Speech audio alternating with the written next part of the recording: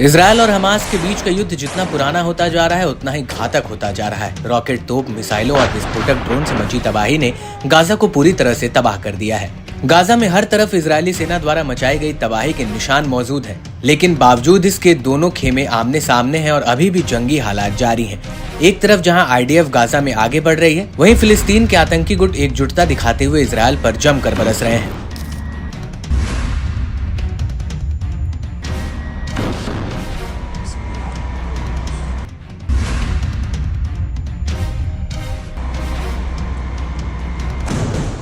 Gaza के दक्षिणी रफा शहर में इजरायली बलों को हमास के लड़ाके जंग के मैदान में छका रहे हैं। गाजा में जिस तरह से हमास ने सुरंगों का जाल बिछा रखा है, उसे निपटने में इजरायली सेना को मशक्कत करनी पड़ रही है और हमास को मिटाना इतना आसान भी नहीं दिख रहा है।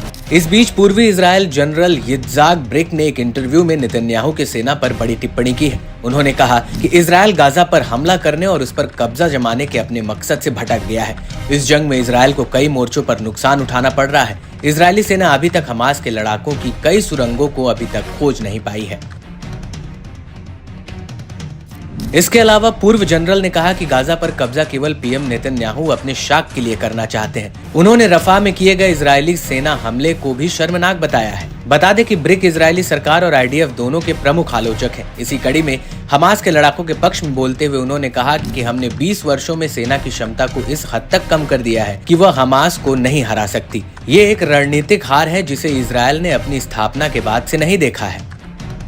इतना ही नहीं, ब्रिक ने हमास के साथ साथ हिजबुल्लाह को लेकर भी इजरायल को घेरा। उत्तरी इजरायल में हिजबुल्लाह के हमलों से तबाही का मंजर किसी से छिपा नहीं है। इसी कड़ी में उन्होंने कहा कि लेबनान के साथ उत्तरी मोर्चे पर नेतन्याहू का कोई भी फैसला विनाशकारी साबित हो सकता है।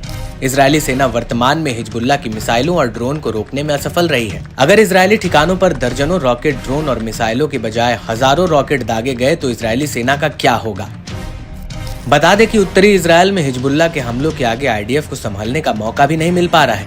11 जून 2024 को इजरायली हमले में अपने कमांडर तालेब की मौत के बाद से हिजबुल्लाह के हमले और भीषण हो गए हैं। इजरायल और हमास के बीच जंग की शुरुआत में 12 जून 2024 ऐसा दिन था जब हिजबुल्लाह ने आईडीएफ पर अब तक का सबसे बड़ा हमला किया।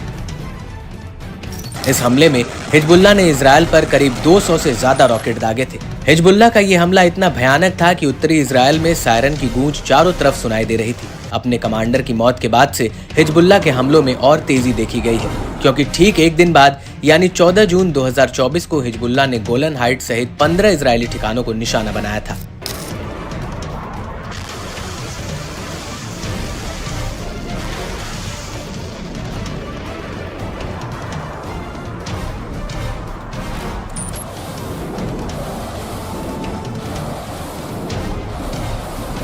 और इस हमले के दौरान हिजबुल्लाह ने करीब 150 रॉकेट और 30 विस्फोटक ड्रोन से हमला किया था। इस हमले में कम से कम 2 लोग घायल हो गए थे। रिपोर्ट के मुताबिक आईडीएफ के अब तक के ऑपरेशन में करीब 307 सैनिकों की मौत हुई है। पूर्वी जनरल का ये कटाक्ष वाकई में गौर करने लायक है, क्योंकि जिस तरह इजरायली सेना 2 मोर्चों पर जंग लड़ रही है, इससे आने वाले समय में आईडीएफ की मुश्किलें बढ़ सकती हैं, क्योंकि हिजबुल्लाह के मौजूदा हमलों से ही इजरायली सेना लड़खड़ाती नजर आती है।